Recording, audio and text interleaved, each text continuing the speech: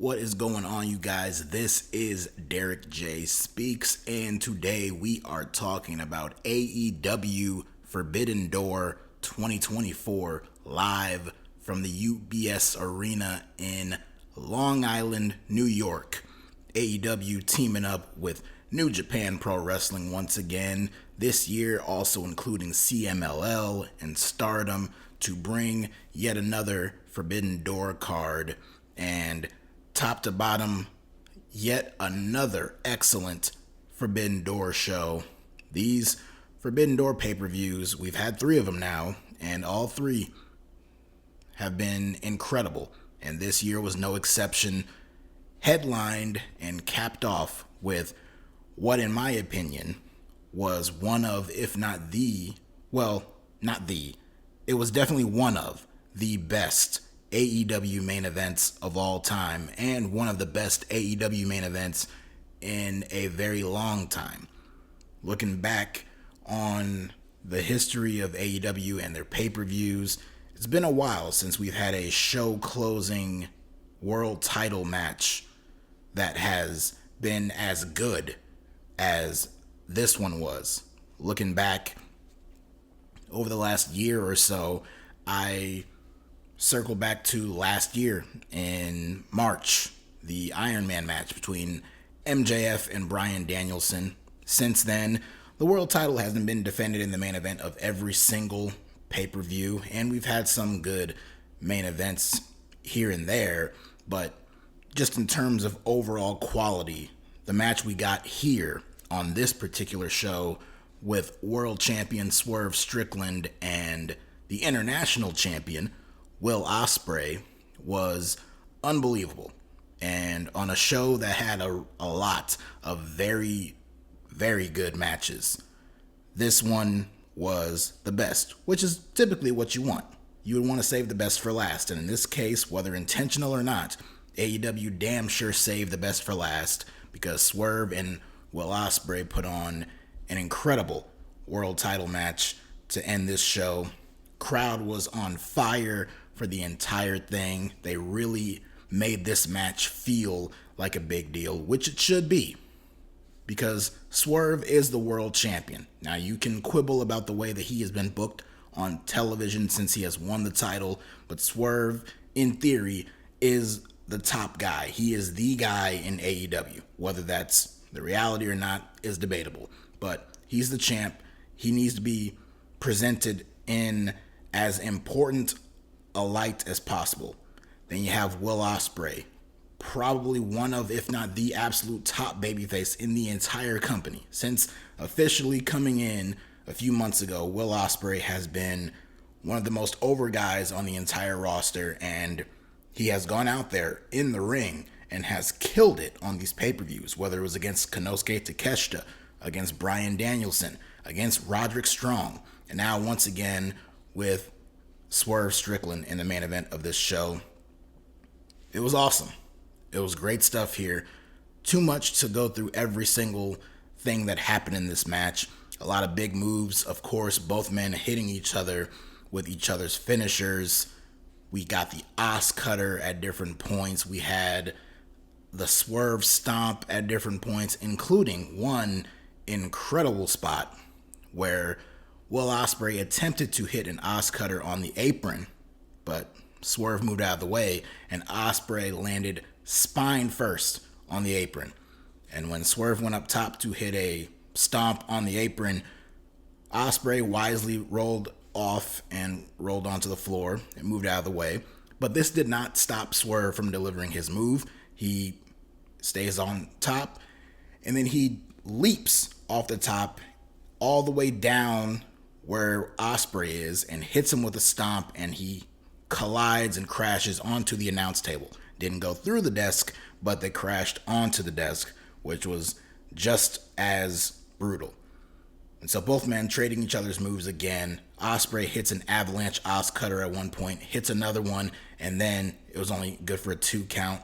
He goes for it again, but then he hits it, and then he teases hitting the Tiger Driver, the one that he swore to never use again after the Danielson match. He teased it, but instead ended up hitting the Stormbreaker, but that too was only good for a 2 count.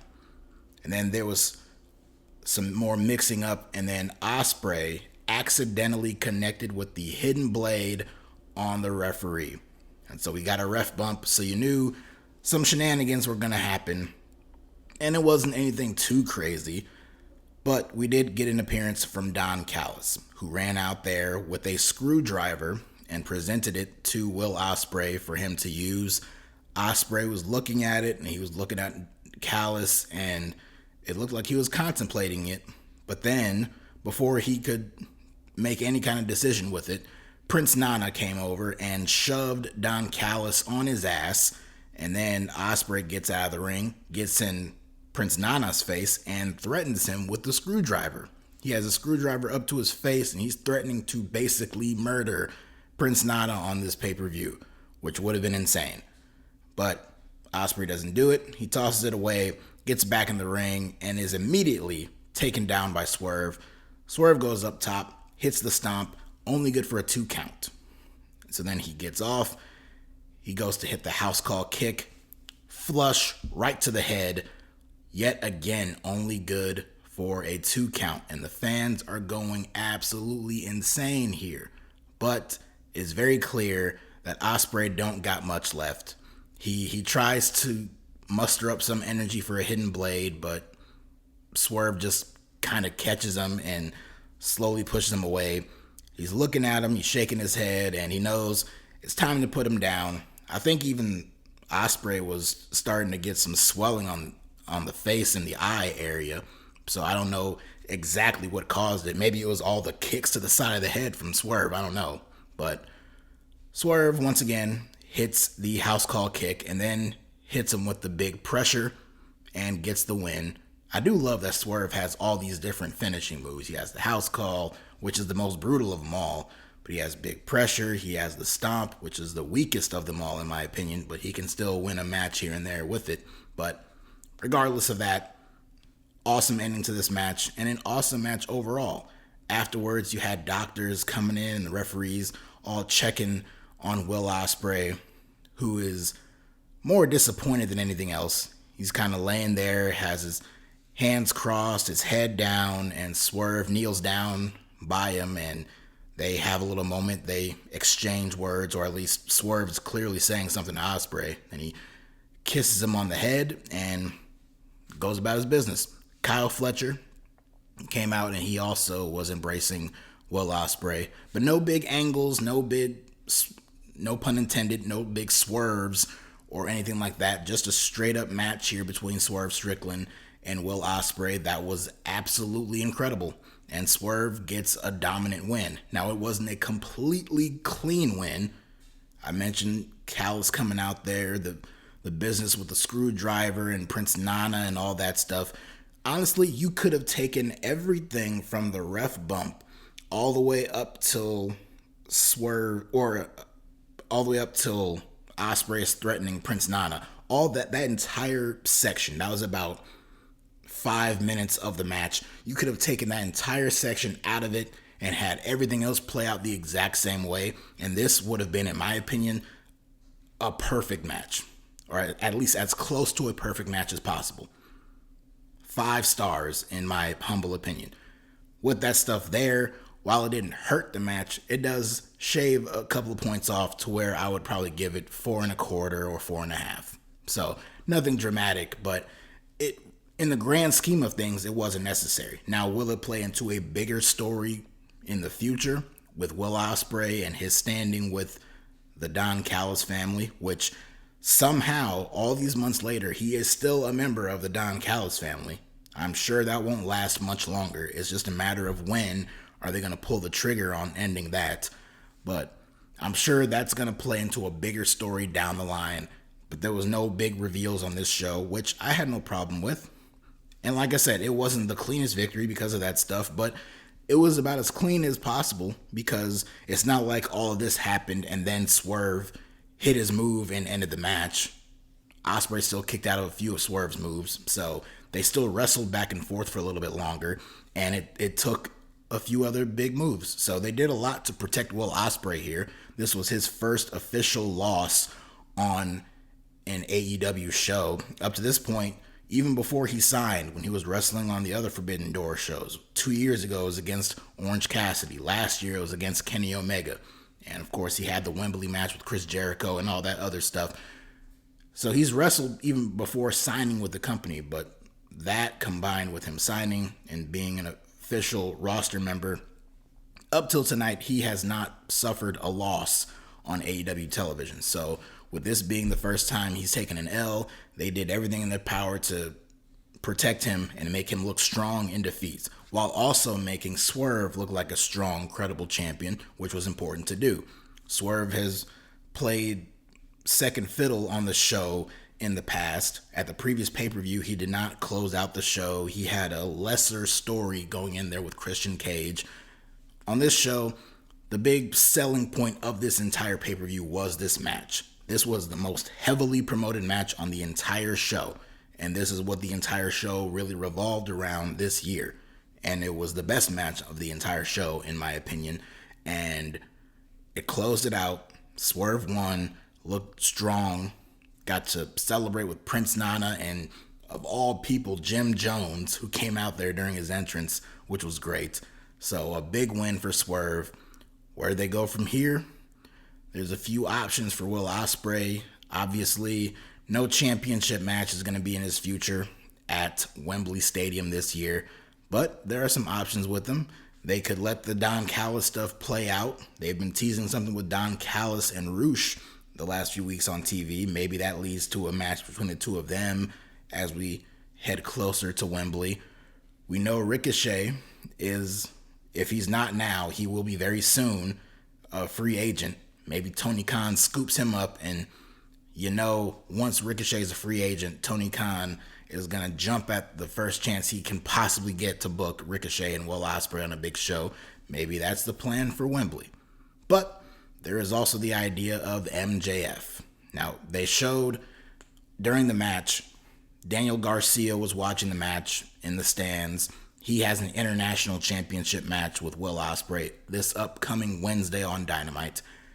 When that announcement was made, Will Ospreay did so in a way that upstaged MJF, who had his own business with Daniel Garcia.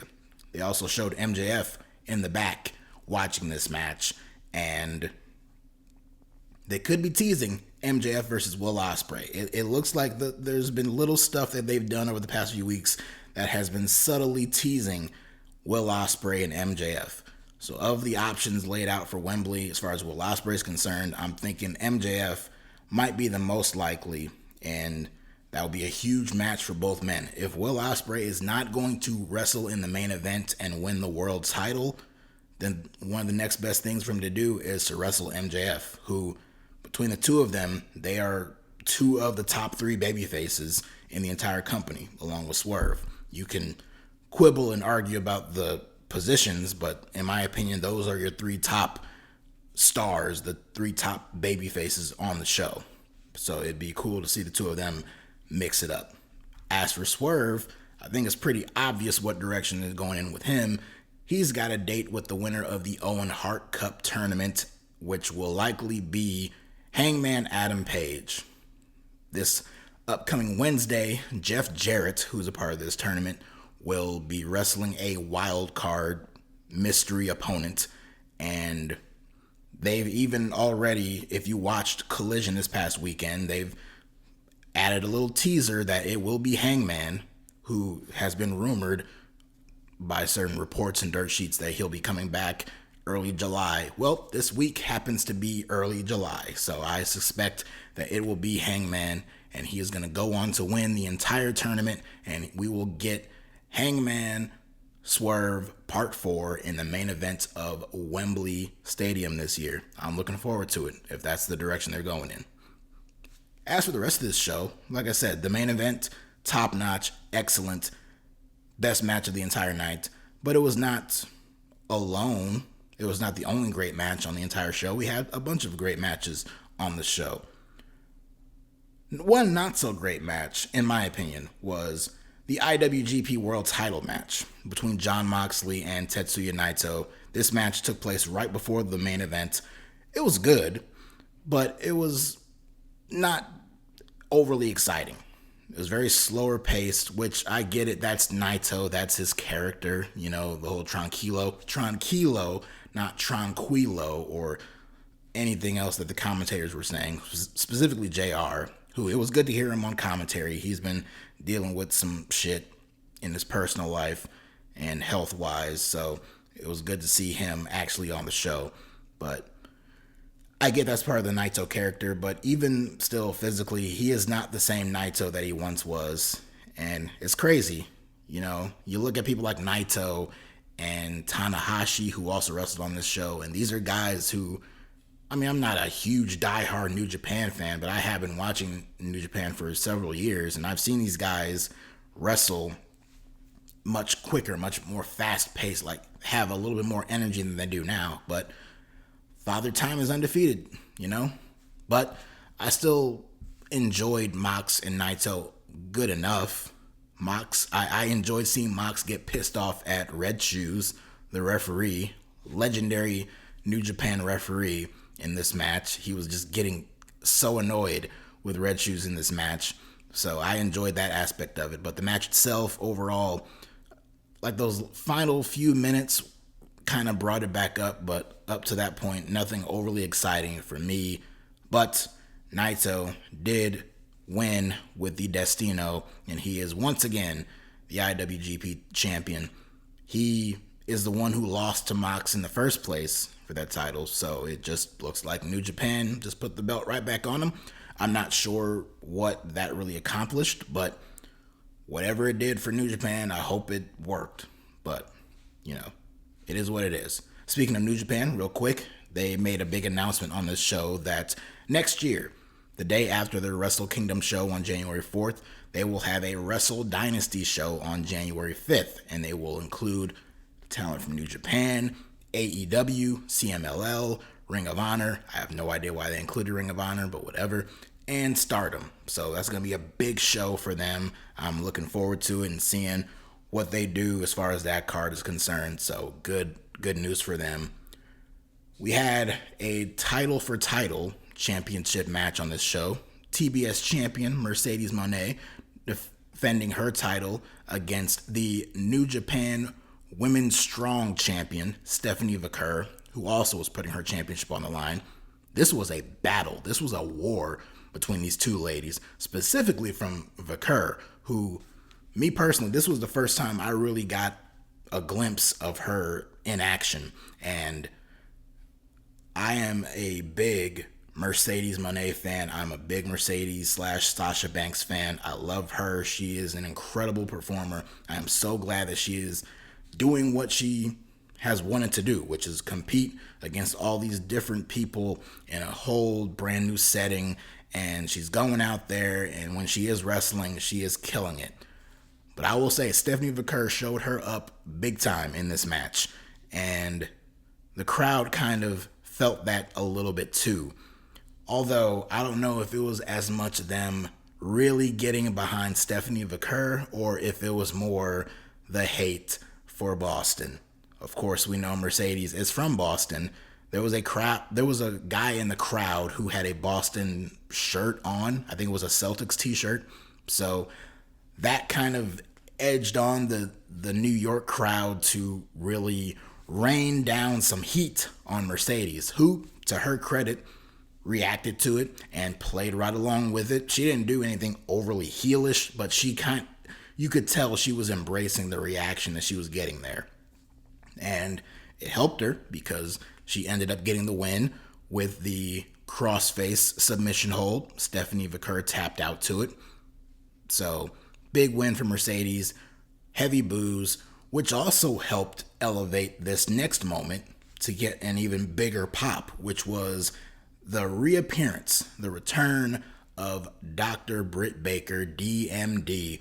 She has been gone for several months, and she has finally returned to AEW television. It was funny. Here's the notes that I wrote down for this appearance, this grand return for Britt Baker. The music hits, she walks out, gets a huge pop, she poses, her pyro goes off, she poses again, and then she immediately leaves. So, not a whole lot of stuff from Britt Baker here. But obviously this is teasing and setting up a big match between her and Mercedes somewhere down the line. I don't know if they're going to try to save it for Wembley. That's a whole 2 months away. So I don't know if they can be that patient between now and then. But I would assume that would be a big match to do on that show. And seeing Britt Baker come out on this show made me happy because I have missed seeing her presence on TV. But it also made me a little melancholy because it also meant that once again Jamie Hayter has not appeared on TV. Although I was not expecting Jamie Hayter to appear here or at all. But when she does come back, her sights need to be set on the AEW Women's World Championship. Speaking of which, we have the Women's World Title on the line on this show. Toni Storm defending against Mina Shirakawa from Stardom. And I'll just say it, and I feel like a lot of other people have agreed, this has been one of the best storylines going on AEW television week to week for the last month and a half. The stuff with Toni Storm and Mina Shirakawa, and more importantly, the underlying story between Toni Storm and Mariah May. And of course, Mariah May, she has ties and connections with both women here, but there is a much longer term story playing out with Toni Storm and Mariah May, and Mina played a good part in it heading into this match. And I have thought overall these past few weeks that this has been one of the better stories that AEW has been telling. They have been telling a lot of different stories, but just not all of them have been overly interesting. This one has been very interesting, and I thought the match itself paid it off very well because I thought these two ladies had a very good match. And Mariah May, she was in a neutral corner throughout the entire match. She played no direct factor into the finish. It was all Toni and Mina just duking it out, doing their thing. But they did get shots of Mariah May, which of course is going to be great because it's Mariah May. So any, camera time on her is good. But she had different expressions throughout the match, which added to the brevity of the stakes behind it. So that made for the match even more entertaining. Toni Storm has been incredible in the timeless gimmick. That's no secret. I've sung her praises on all these shows. Mina Shirakawa has been a delight on television. I remember the first time they brought her out, she got like zero reaction. And now all these months later, she's on this pay-per-view competing for the world championship, and the fans are reacting to damn near every single thing she does. It does help that she kisses Mariah May and Toni Storm on this show, but aside from that and other aspects of her that people like, she is a very entertaining character on the show and a very, very good wrestler, and that resulted in a very good match here, which Toni Storm did win with the Storm Zero. And then after the match, Mariah May, she got in there and she was kind of staring down Toni Storm, kind of like encouraging her to make amends and and patch things up with Mina Shirakawa. So both women, they shook hands. Mariah encouraged them to hug, and then she encouraged them to join her in a three-way kiss, which obviously made a lot of people happy. On this very show, it made Nigel McGuinness cry as he was applauding at the commentary table, which sold it beautifully. I thought that was one of the highlights of the entire show. So, good stuff there. Elsewhere on the show, we had a ladder match for the vacant TNT Championship. Jack Perry, Dante Martin, Mark Briscoe, Lio Rush, Konosuke Takeshita, and El Phantasmo. Just crazy car crash TV. Shockingly, one of the only matches on this entire show that really had the garbage match stuff added to it. Everything else up. And there were several matches that took place even before this one did. And it didn't hit me until we got to this match. Like, oh, this is the first real kind of no DQ, street fight-ish, weapons, garbage type match that we've gotten on this show. Also, unless I'm mistaken, there was no blood on this show. Not the typical AEW blood. So that was pretty cool too. But even up to this point, we didn't really have a whole lot of that, which I guess we really don't get on these Forbidden Door shows. They just do a bunch of tag matches and multi-person matches, which this was, but we don't really ever get a lot of the weapons and crazy garbage stuff on these joint AEW New Japan shows. But this was the lone one on this show, and that probably added to my overall enjoyment of it. I'm typically desensitized and numb to these kinds of matches, but this one did stand out in certain aspects for being really good.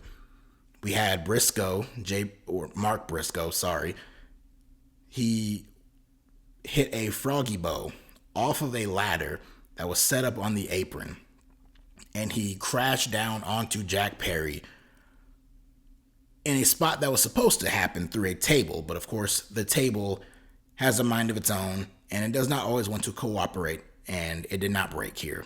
But some tables that did break later on, they helped Takeshita hit a blue thunder bomb on El Phantasmo off the apron, and they crashed through two tables side by side on the floor. So I thought that was a great moment. In this match, Takeshita was getting some real good love here. I mean, people cheered for Mark Briscoe. They loved him, and they cheered for the other guys too, but they were really behind Konosuke Takeshita. There was a real push for him to get a win here.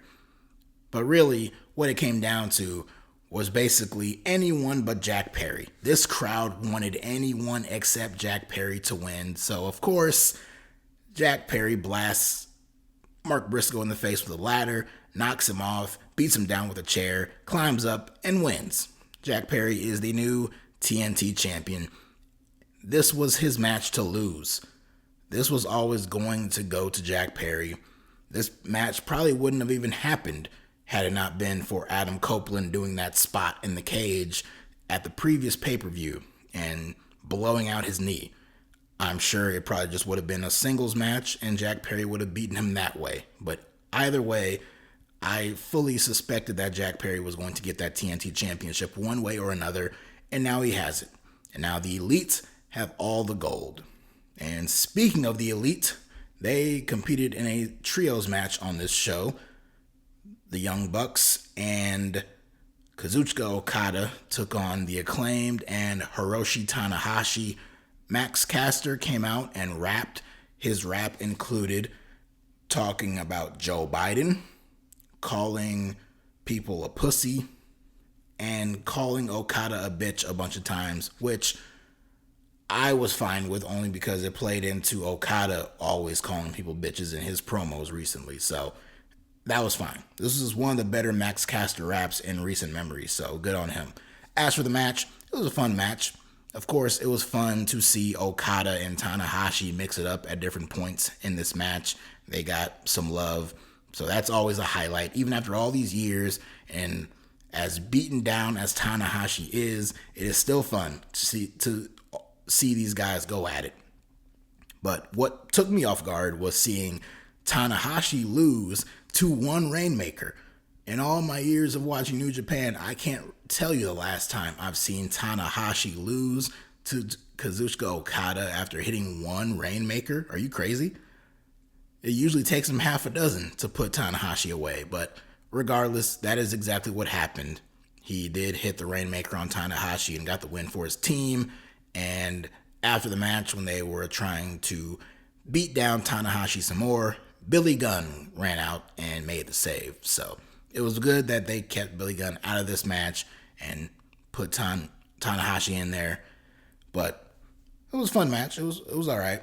We had another trios match in this show where Samoa Joe, Katsuyori Shibata, and Hook teamed up to take on Jeff Cobb and the Learning Tree. Big Bill and Chris Jericho, one of the worst acts on AEW television right now, which I'm sure means that it's getting over. Even this crowd, which was completely up and down with Chris Jericho, they started off with "please retire" chants, yet you saw different points on the hard cam side where people in the crowd were waving just like Chris Jericho does. There was a "you still got it, no you don't" chant. This crowd was all over the place. Come to think of it, in the other trios match that I was talking about, there were chants for CM Punk, but then there were also chants for fuck CM Punk. So again, this was a wild crowd on this show. But this match, not as fun as the other trios match, but it still had its moments, and I liked the finish where Shibata had a sleeper hold on Big Bill, Joe had the Coquina clutch on Jeff Cobb on the outside, and so it came down to Hook and Chris Jericho in the ring, and Hook beat Jericho with the Judas effect. Hook hit his own Judas effect on Chris Jericho and got the pinfall victory on this show. I thought that was cool. Good for Hook. Not only pinning Chris Jericho, but doing so with his own move. What a way to put over Hook. So, good on Jericho for doing that. The match itself was fine.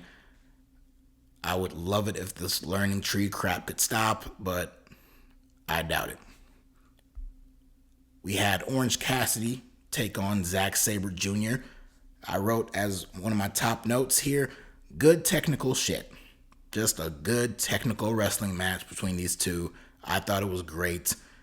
Not an overly flashy match, and probably not even one of the best matches on the entire show, but I still thought it was a very strong match. And Orange Cassidy, who has had some success, but also has had some losses on previous Forbidden Door shows, this year it's another loss for Orange Cassidy, who is already going through his own downward spiral with his feud with Trent and all the stuff that he's going through. But in this match, he was incapable of beating Zack Sabre Jr.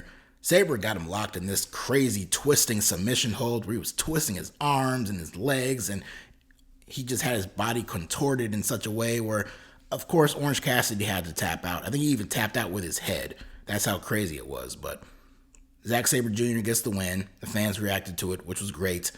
The American audience does not always react to Zack Sabre Jr. matches, so it was good to see them react to this one on this show. We had an Owen Hart Cup tournament match with Bryan Danielson and Shingo Takagi. This was one of the matches I was looking forward to the most heading into this show, and these two did not disappoint. This was a brutal match. This was a scary match at different points, including at one point when Bryan dove through the ropes to the outside. Shingo caught him and then propped him up on the ropes, or on the apron, I should say, and hit him with a swinging neck breaker onto the ground. But in doing so, the top of Danielson's head is what hit the ground. So Danielson was pretty much selling the neck throughout the rest of the match. Shingo was mocking him with the yes chants, which I thought was pretty humorous. But Bryan, of course, fought his way through it, fought his way back. He kicked his fucking head in, and then he got him in an armbar, and they never really clarified whether Shingo himself tapped out or it was a verbal submission or referee Aubrey Edwards just called it. The commentators were a little confused on it. They didn't know exactly how it went down, but regardless, that was the end of the match, which was realistic because this armbar that Danielson got on Shingo looked brutal. But Danielson wins, and he moves on in the Owen Hart tournament. He will be facing Pac this upcoming Wednesday on Dynamite, so that should be an incredible match. And the show opened up with the hometown return. I was about to say debut. The hometown return of MJF in Long Island, New York, to take on Hechicero, who not many people know. He's from CMLL. He's a very good wrestler, and this match was good. It was an opening match. It opened the show. It wasn't bad. It wasn't overly great. It was just a very decent match. A way to open the show, get MJF on the show, get the crowd to pop for him. He came out, he tried to do a crowd surf, but the people that he was doing with clearly have never done a crowd surf a day in their lives, so he just abandoned it. But he still got a big pop here, and he was getting a big reaction throughout the entire match. Hechicero, not so much, because no one really bought into the idea that this guy had a chance, had a prayer of beating MJF on this show, which I didn't either. So that kind of hampered my expectations of this match too, but it was fine. MJF hit a Panama Sunrise, so a little shout out to his former friend, and he hit the Brainbuster, which he has adopted as his new finishing move. He beat Roosh with it a few weeks ago on television, and he beat Hechicero with it on this show. So, big win for MJF. And like I said earlier, I suspect that we will be getting MJF versus Will Ospreay at All In at Wembley. And I'm thinking we're going to see that dick asshole version of MJF start to reappear. He's been there in spots, but he hasn't really been doing a whole lot on TV. He's worked with Hechicero here. He worked with Roosh, which was a great match a few weeks ago, but it's Roosh who's never really been positioned in a top spot on the card. Hechicero doesn't even work for this company. And even when he does come out, he's usually relegated to Rampage and Collision, which is nothing overly special for him. So they've been teasing something with MJF and Daniel Garcia. I just think it's more of a means to an end to eventually lead to MJF and Will Ospreay. So I'm thinking that's going to be the move for All In.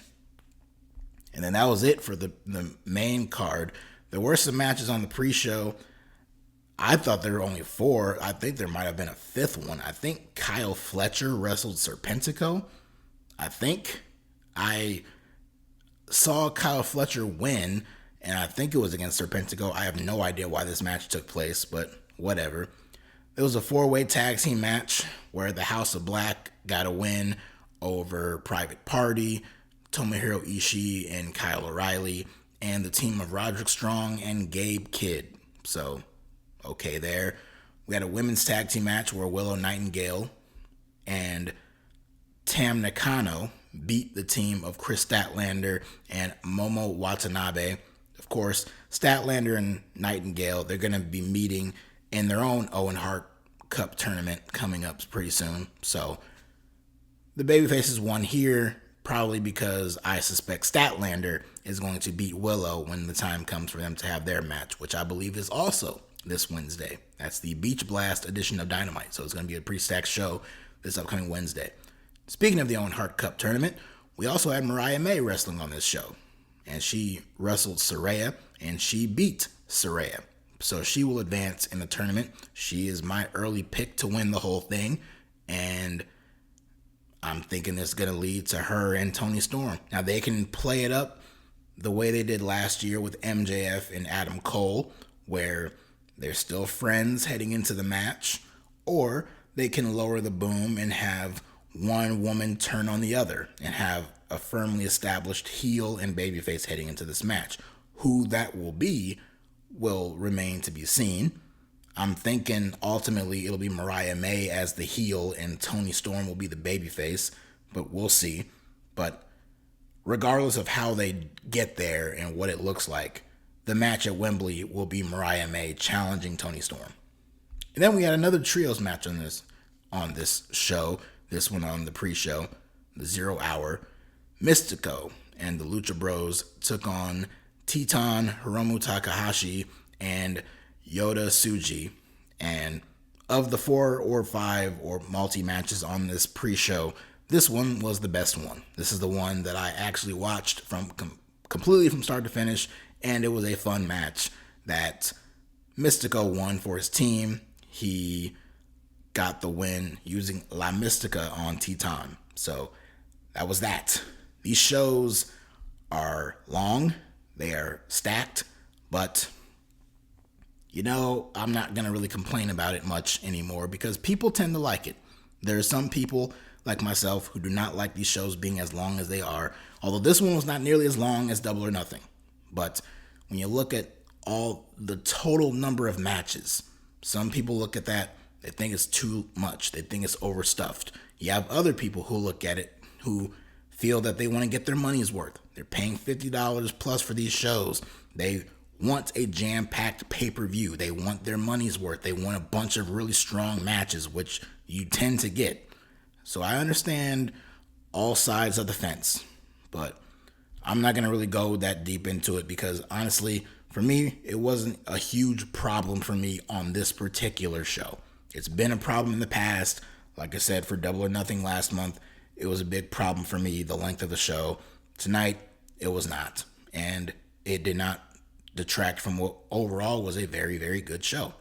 Capped off with an incredible main event, an early match of the year contender.